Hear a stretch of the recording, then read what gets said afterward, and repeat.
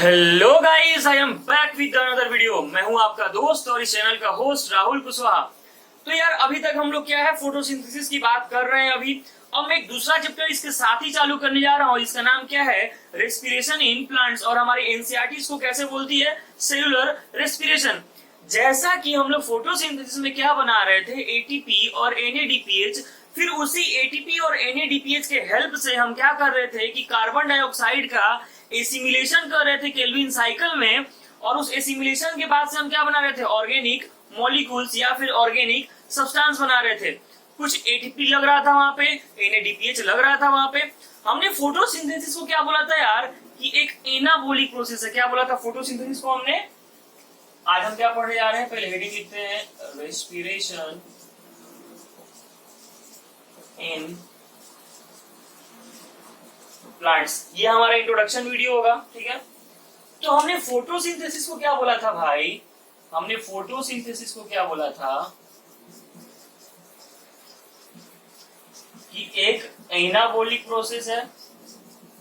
क्या बोला था हमने? एक एनाबॉलिक प्रोसेस है। और क्या बोला था? अपहिल प्रोसेस है। क्या है? अपहिल प्रोसेस है। और क्या बोला था? एंडरगोनिक प्रोसेस है। क्या? एंडरगोनिक प्रोसेस है। लेकिन रेस्पिरेशन क्या है? इसका जस्ट उल्टा है। क्या है? इसका जस्ट उल्टा है। ये क्या है? एक केटाबोलिक प्रोसेस है। कौन सा प्रोसेस? केटाबोलिक। ये एक डाउनहिल प्रोसेस है और एक्सरगोनिक।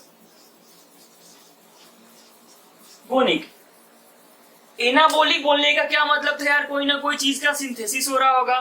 केटाबोलिक बोलने का मतलब क्या है कि किसी ना किसी चीज का ब्रेक डाउन हो रहा होगा। एंटरगोनिक का मतलब एनर्जी लग रहा है, जैसे वहां पे लग रहा है ना एटीपी और एनएडीपीएच। लेकिन यहाँ पे क्या है? एक्सरगोनिक एनर्जी रिलीज हो रहा है, ठीक है। और इसको क्या बोलते हैं हम? अपहिल प्रोसेस और उसको डाउनहिल। हमने ऐसे कुछ करके डायग्राम भी बनाया था यार। क्या? C6H12O6 और यहाँ पे था CO2H2O, कुछ ऐसा और कुछ ऐसा। इसको हमने क्या नाम दिया था? रेस्पिरेशन। और इसको फोटोसिंथेसिस। इसी को हमने क्या है? एनाबॉलिक बोला था। इसको हमने क्या है? केटाबॉलिक बोला था। ठीक, यही बोला था हमने। तो कुछ बात है, ये क्या है? फोटोसिंथेसिस और रेस्पिरेशन की। इस चैप्टर में हम किसकी बात कर रहे होंगे? इस रेस्पिरेशन की। अभी हम इस इंट्रोडक्शन वीडियो में ये देखेंगे कि आखिर रेस्पिरेशन है क्या, रेस्पिरेशन कितने तरह का होता है, और इस चैप्टर में हम आगे पढ़ने क्या वाले हैं, ठीक है। तो ये एक बार फिर आप लोग क्या है इसको नोट कर लेंगे। अब देखते हैं क्या यार हम, सेलुलर रेस्पिरेशन आखिर होता क्या है। सेलुलर रेस्पिरेशन आखिर होता क्या है? सेलुलर रेस्पिरेशन आखिर होता क्या है? क्या होता है ये कि एक ऐसा प्रोसेस है, is the process by which organisms generate energy. मैं क्या बोल रहा हूं कि एक ऐसा प्रोसेस है जिससे क्या करते हैं कि majority of organism energy generate करते हैं। एनर्जी कैसे जनरेट करते हैं यार? In the form of ATP. किसके फॉर्म में? एटीपी के फॉर्म में एनर्जी को क्या करते हैं? ये जनरेट करते हैं, ठीक है। क्या है? Generate energy. क्या? जनरेट एनर्जी, ठीक। तो ये एनर्जी यहाँ पे किसके फॉर्म में है यार? एटीपी। यहाँ पे क्या हो रहा है? एटीपी जनरेट होगा। हमने क्या बोला कि ये जो हमारा रेस्पिरेशन है ये क्या है? कैटाबोलिक प्रोसेस है।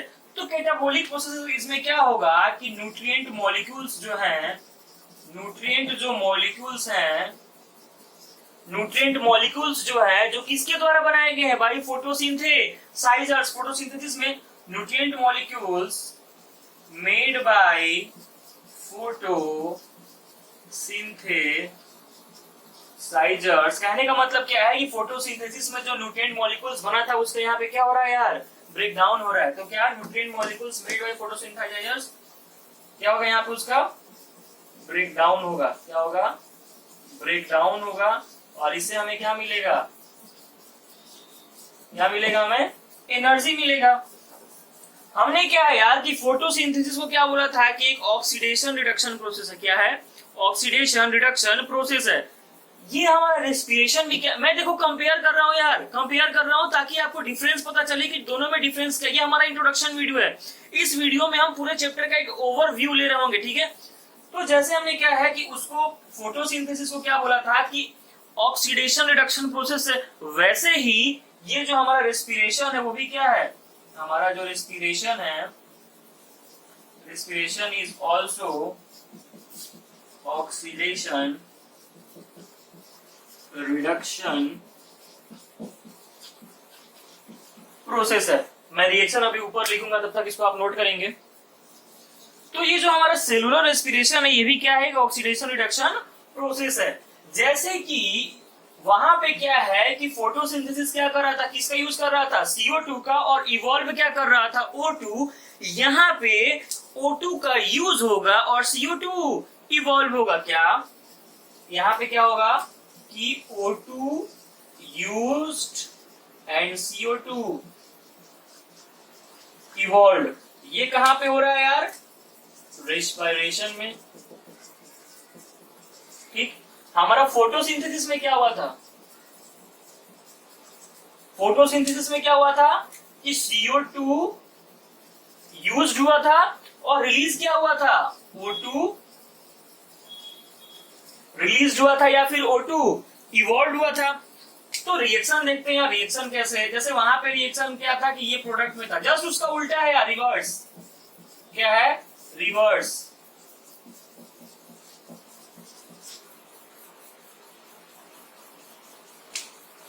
जैसे हमने फोटोसिंथेसिस में क्या बोला था कि CO2 और H2O के हेल्प से और किसके हेल्प से, सनलाइट के हेल्प से, जिनको हमने रॉ मटेरियल्स बोला था, उससे क्या बन रहा था हमारा एक ग्लूकोज का मॉलिक्यूल। लेकिन रेस्पिरेशन में क्या है, जस्ट उसका उल्टा होता है। और यहाँ पे क्या है कि इस ग्लूकोज का कंप्लीट ब्रेकडाउन होता है। क्या होता है, कंप्लीट ब्रेकडाउन होके किसके हेल्प से यार, O2 के हेल्प से क्या बनता है, 6CO2 + 6H2O, और एनर्जी क्या होता है यार, रिलीज। क्या होता है, एनर्जी रिलीज होता है। तो ये भी क्या है, एक ऑक्सीडेशन रिडक्शन प्रोसेस है। यहाँ पे ऑक्सीडेशन किसका हो रहा है, ग्लूकोज का। किसका, ग्लूकोज का।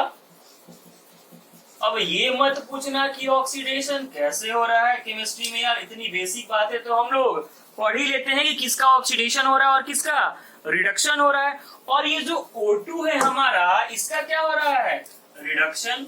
इस O2 का क्या हो रहा है, रिडक्शन। आता तो होगा ही आप लोग को ऑक्सीडेशन रिडक्शन पता करने। ऑक्सीजन का -2 लेते हैं, हाइड्रोजन का +1 लेते हैं, जिसका निकालना होता है उसको X मान लेते हैं, बनाते हैं ना ऐसे, वो आप लोग निकालेंगे। मैं बस यहाँ पे ये समझाना चाह रहा हूँ कि जैसे फोटोसिंथेसिस को हमने ऑक्सीडेशन रिडक्शन बोला था, वैसे रेस्पिरेशन भी हमारा का एक ऑक्सीडेशन रिडक्शन प्रोसेस है। किसका ऑक्सीडेशन हो रहा है, ग्लूकोज का, कंप्लीट ब्रेकडाउन हो रहा है, और रिडक्शन किसका हो रहा है यार, O2 का, ठीक है। तो ये हमारी क्या है, बेसिक रिएक्शन है किसकी, रेस्पिरेशन की। नोट करेंगे। तो यार ये जो रेस्पिरेशन है, जो हम प्लांट्स में पढ़ने जा रहे हैं रेस्पिरेशन, तो ये कहाँ कहाँ पे होता है।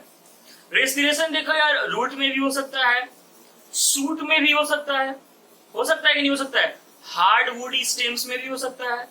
रूट में कैसे होता है, ये बेसिक बात है, ये लिखने वाली बात है, हमने 10th क्लास में भी पढ़ रखी होगी। क्या कि रूट में क्या होते हैं यार, रूट हेयर्स होते हैं। रूट क्या करता है कि सोइल पार्टिकल्स के बीच में जो एयर प्रेजेंट होते हैं, O2 जो प्रेजेंट होता है सोइल पार्टिकल्स के बीच में, उसको लेके किसके हेल्प से, रूट हेयर्स के हेल्प से लेके, और क्या करता है, अपने आप को रेस्पिरेशन में O2 का यूज करता है। इसीलिए तो यार जब वाटर लॉस्ड कंडीशन हो जाता है किसी भी प्लांट के लिए, तो वहां पे क्या है, सोइल के पार्टिकल्स के बीच में O2 तो रह नहीं गया। क्यों, क्योंकि वहां पे क्या गए हैं, वाटर, और उस कंडीशन में क्या है, वो प्लांट अच्छे से रह नहीं पाता है, अच्छे से प्रोडक्टिविटी नहीं दे पाता है। इसलिए क्या है कि वाटर लॉस्ड कंडीशंस हमें प्लांट को क्या करना होता है, बचाना होता है। हार्डवुड स्टेम्स में भी रेस्पिरेशन होता है। कैसे, जैसे सॉफ्ट पार्ट्स में स्टोमेटा होता है, लीव्स में क्या होता है, स्टोमेटा होता है, वैसे ही प्लांट्स के हार्ड एंड वुडी पार्ट में क्या होता है, लेंटिसेल्स होता है। लेंटिसेल्स क्या होता है कि लेंटिसेल्स एक ग्रुप ऑफ सेल होता है, कहाँ पे, हार्ड बॉडी स्टेम्स में, जहाँ पे जो सेल्स होते हैं वो क्या है, लूजली अरेंज्ड होते हैं, ताकि क्या है वहां पे गैसियस एक्सचेंज हो सके। जैसे सॉफ्ट पार्ट में लीव्स में क्या होता है, स्टोमेटा, वैसे ही हार्ड एंड वुडी स्टेम्स में क्या होता है, लेंटिसेल्स। क्या होता है, लेंटिसेल्स होता है। ठीक, लीव्स में होता है कैसे, स्टोमेटा से, सूट में भी पढ़ लिया हमने और रूट में भी। ये बेसिक बातें थी यार, ये आपको पता होगी कि रेस्पिरेशन होता कहाँ पे। अभी हम कुछ फीचर्स देखते हैं यार, रेस्पिरेशन का कुछ फीचर्स क्या है। क्या features of respiration, features of respiration. ये जो हमारा रेस्पिरेशन है ना, ये स्लो प्रोसेस है। क्या है, स्लो। और इसमें क्या है ना कि एनर्जी रिलीज बहुत फास्ट नहीं होता है, स्लो होता है और स्टेप वाइज होता है। ऐसे नहीं है कि एक ही स्टेप में एनर्जी रिलीज होता है। ये क्या है, एक एनर्जी रिलीज किस में होता है, energy released in step wise process. और ये क्या होता है, स्लो होता है, ये फास्ट नहीं होता है। दूसरा फीचर जो कुछ देर पहले मैंने क्या बोला था कि एक्सरगोनिक। एक्सरगोनिक, एक्सरगोनिक का मतलब क्या है यार, एनर्जी रिलीज होता है। और क्या, केटाबोलिक। केटाबोलिक बोलने का मतलब क्या है यार, कि ब्रेक डाउन हो रहा है। क्या हो रहा है, ब्रेक डाउन हो रहा है इसको। और क्या, ये एम्फीबोलिक होता है। क्या, एम्फीबोलिक होता है। इसको एम्फीबोलिक क्यों बोलते हैं, क्योंकि रेस्पिरेशन के टाइम पे कुछ इंटरमीडिएट कंपाउंड्स बनते हैं। क्या, कुछ इंटरमीडिएट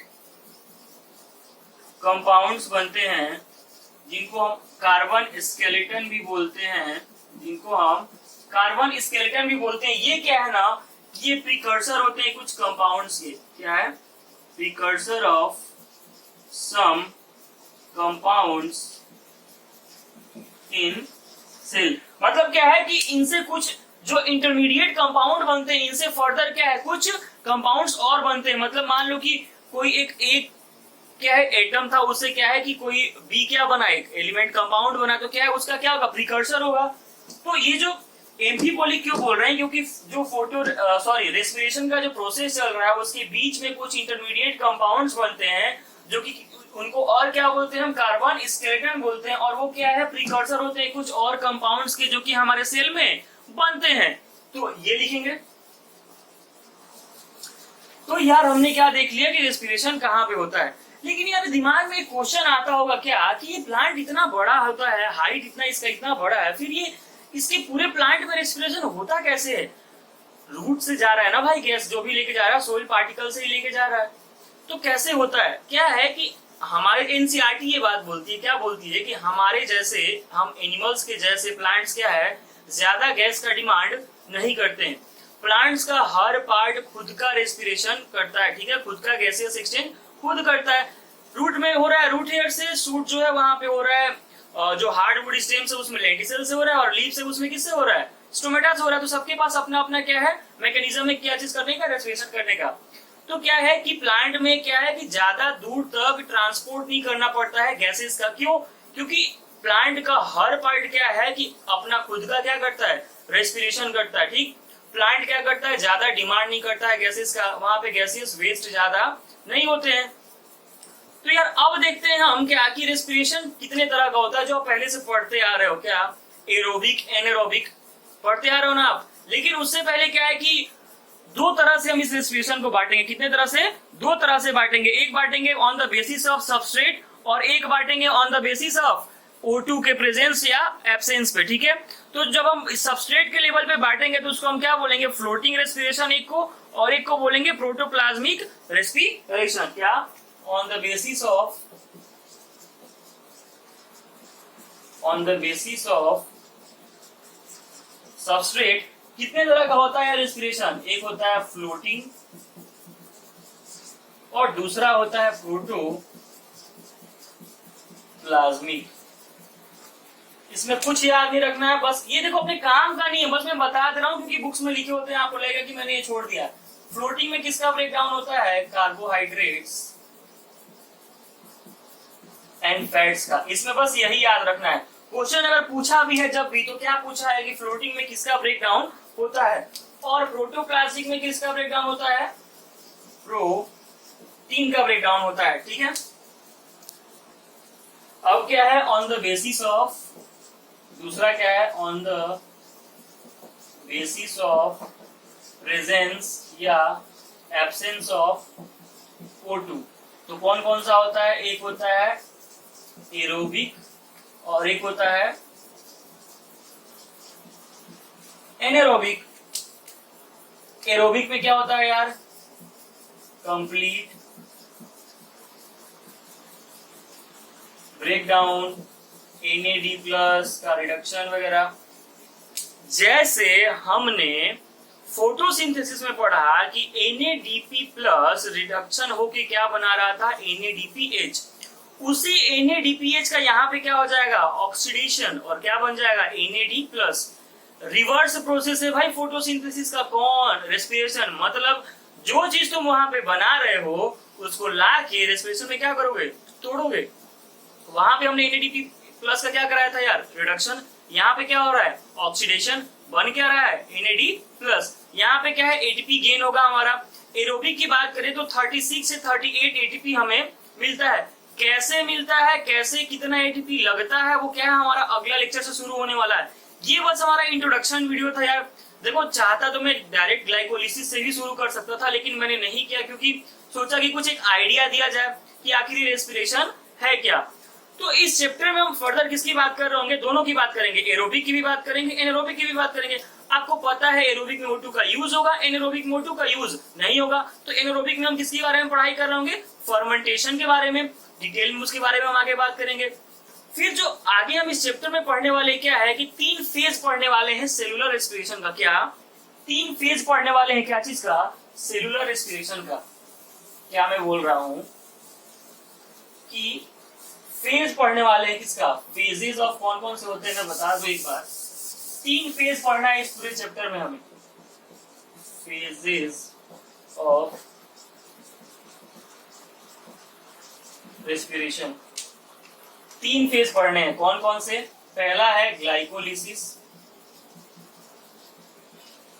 दूसरा है सिट्रिक एसिड साइकिल या फिर TCA, और फिर क्या पढ़ना है हमें, इलेक्ट्रॉन ट्रांसपोर्ट ETC। ठीक, क्या पढ़ना है हमें, ग्लाइकोलिसिस के बारे में पढ़ना है, और किसके बारे में पढ़ना है हमें,